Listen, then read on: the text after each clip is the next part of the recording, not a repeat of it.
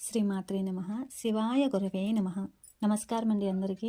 అమ్మ దయతో అందరూ బాగుండాలని మనస్ఫూర్తిగా కోరుకుంటూ, ఒక్క సూర్యుడిని కూడా మనము నేరుగా చూడలేము. అలాంటిది 1000 మంది ఉదయ సూర్యులు ఒకేసారి ఉదయిస్తే ఎలా ఉంటుంది చెప్పండి? అంతటి తేజస్సు కలిగిన దేవి రూపమే ఉద్యద్భాను సహస్రాభ. ఈ నామము కేవలం కాంతి గురించి మాత్రమే కాదు, మనలోని చీకటిని చీల్చే జ్ఞానోదయం గురించి. ఈరోజు ఈ నామం వెనుక ఉన్న ఆధ్యాత్మిక, శాస్త్రీయ ఇంకా యోగ రహస్యాలను వివరంగా తెలుసుకుందాము. ఉద్యద్భాను సహస్రాభ. ఇప్పుడు ఈ నామాన్ని శ్లోకంలో కానీ నామావళిలో కానీ ఎలా ఉచ్చరించాలి అంటే ఎలా పలకాలి తప్పులు లేకుండా తెలుసుకుందాము. శ్లోకంలో ఉద్యద్భాను సహస్రాభ చతుర్బాహు సమన్విత అనేసని వస్తుంది. అదే మనకి నామావళిలో ఉద్యద్భాను సహస్రాభాయై నమః అనేసని వస్తుంది. అక్షరాన్ని విభజిస్తే ఉద్యద్భాను సహస్రాభ అనేసని వస్తుంది. ఇది మొత్తము 8 అక్షరాల నామము. ఈ నామాన్ని ఉచ్చరించేటప్పుడు ధ్యద్ అనేసని వస్తుంది కదా, దా కింద యావత్తు వస్తుంది. ఇది సంయుక్తాక్షరం అంటే స్పష్టంగా పలకాలి. ధ్యద్ అనేసని ఉద్యద్ ఉద్యద్భాను అనేసని. భా అనేది మహాప్రాణ అక్షరము, గంభీరంగా పలకాలి భా అనేసని. స్రా అన్నప్పుడు సా కింద రావత్తు వచ్చింది, ఇంకా దీర్ఘం కూడా వచ్చింది సాకి. స్రా అనేసని చెప్పి అది కొంచెము స్రా అని దీర్ఘం ఇవ్వాలి. చివరిన భా అనేసని వచ్చింది. ఇది దీర్ఘ ప్రకాశంతో ముగించాలి. అంటే ఈ నామం పలికేటప్పుడు శబ్ద ప్రవాహము క్రమంగా పెరుగుతూ చివరి ప్రకాశంలో లీనమవుతుందన్నమాట. అంటే ఉద్యద్భాను సహస్రాభ అనేసని.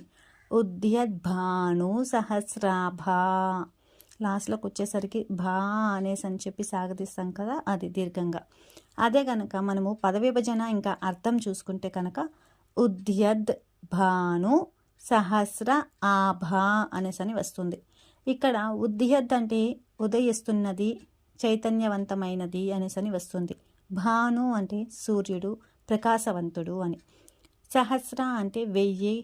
అదే మనము వేదపరంగా చూస్తే అనంతము అనేసని వస్తుంది.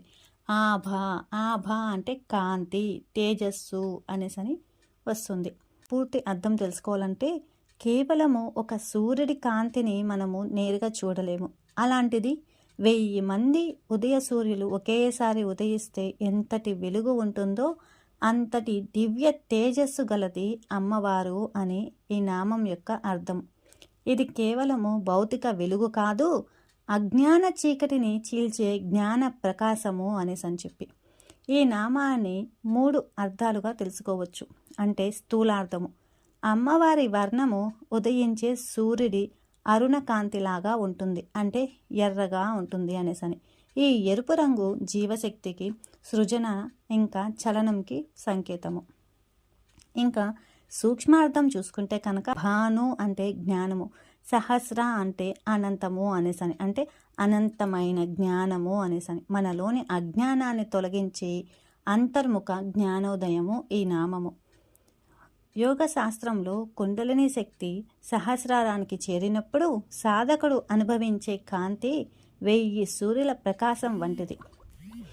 అది బయటి సూర్యుడు కాదు, చిత్ ప్రకాశము అని. చిత్ అంటే జ్ఞానము అనేసని. అంతకుముందు నామంలో మనం తెలుసుకున్నాం కదా, చిదగ్ని కుండ సంభూత అన్నప్పుడు చిత్ అనేసని అక్కడ వచ్చింది. చిత్ అంటే జ్ఞానము అనేసని చెప్పి. శ్రీ విద్యలో అమ్మవారిని అరుణవర్ణంలో ధ్యానిస్తాము. అంటే తెల్లటి కాంతిని శివతత్వంగా, ఎర్రటి ప్రతిబింబము శక్తితత్వంగా అనేసని. ఈ రెండిటి ఐక్యమే సృష్టి. భా అంటే ప్రకాశము, ఆభా అంటే ప్రతిబింబము.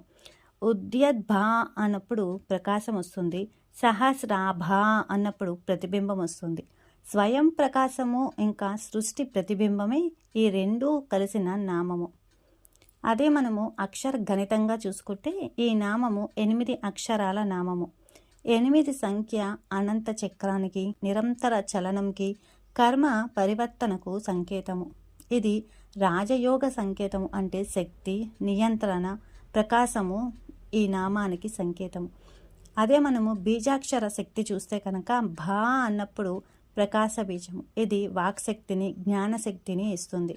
స్రా అన్నప్పుడు ప్రవాహ శక్తి, అంటే నాడీ వ్యవస్థలో శక్తి ప్రవాహాన్ని వేగవంతం చేస్తుంది. ఈ నామము శబ్దపరంగా పైకి ఎదుగుతున్న ధ్వని తరంగాల్లాగా ఉంటుందన్నమాట. మనం ఇప్పుడు శాస్త్రీయ దృష్టికోణంలో చూస్తే కనుక, అంటే సైన్స్ పరంగా చూస్తే, జపం వల్ల మెదడులోని విజువల్ కార్టెక్స్ అనేది ఉత్తేజితమవుతుంది, అంటే పెరుగుతుందన్నమాట. కాంతి భావన మెదడులో జ్ఞానం అనే నెట్వర్క్ను సంక్రియం చేస్తుంది. అదే మనము ఈ నామాన్ని పదే పదే ధ్యానించడం వల్ల మానసిక చీకటి అనేది తొలగుతుంది, పాజిటివ్నెస్ అనేది పెరుగుతుంది. మన శరీరంలో కణాలు సూక్ష్మ కాంతిని విడుదల చేస్తాయి. ధ్యానంలో ఆ కణశక్తి సమన్వయం అవుతుందన్నమాట. ఎప్పుడైతే ఈ నామాన్ని మనము ధ్యానం చేస్తూ ఉంటామో, ఈ నామంలోని దీర్ఘ ఉచ్చారణ వల్ల ఊపిరితిత్తుల సామర్థ్యం కూడా పెరుగుతుంది, రక్త ప్రసరణ మెరుగుపడుతుంది. సహస్రార కమలం 1000 రేకులతో వికసించినది. ఈ నామము ఆ చైతన్య వికాసాన్ని సూచిస్తుందన్నమాట. ధ్యానం చేసేటప్పుడు ఈ నామాన్ని ఎలా ధ్యానించాలి అంటే ఎలా భావన చేయాలి? మీ హృదయంలో ఒక చిన్న దీపంలా మొదలై ఆ కాంతి క్రమంగా పెరిగి 1000 సూర్యులంతటి గోళంగా మారి మీ శరీరాన్ని, మీ గదిని, ఈ ప్రపంచాన్ని ముంచెత్తుతున్నట్లు ఊహించాలి.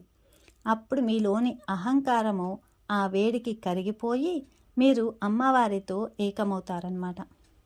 సూర్యుడు ప్రతిరోజు కొత్తగా ఉదయిస్తాడు. అలాగే మన జీవితం కూడా ప్రతిరోజు కొత్తగా ప్రారంభమవుతుంది.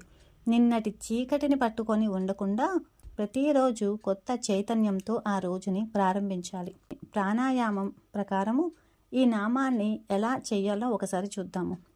మనం ఎప్పుడైతే శ్వాస తీసుకుంటున్నామో అప్పుడు ఉద్యద్భాను అనేసని శ్వాస తీసుకుంటూ, శ్వాస తీసుకునేటప్పుడు వెలుగు మనలోనికి వెళ్తున్నట్టుగా, అంటే వెలుగుని మనము తీసుకుంటున్నట్టుగా, మన నాసికా రంధ్రాల నుంచి ఆ వెలుగుని మనం తీసుకుంటున్నట్టుగా, ఉద్యద్భాను అన్నప్పుడు ఆ వెలుగుని లోనికి తీసుకెళ్తున్నట్టుగా, లోపల మనము శ్వాసని హోల్డ్ చేస్తాం కదా ఒక 2-3 సెకండ్స్ పాటు. అప్పుడు ఏమని సహస్రాభ అని మనసులో ఆ నామం చెప్పేటప్పుడు, అంటే మనం తీసుకున్న కాంతి మన శరీరంలోని కణాలను తాకుతున్నట్లుగా భావించాలి.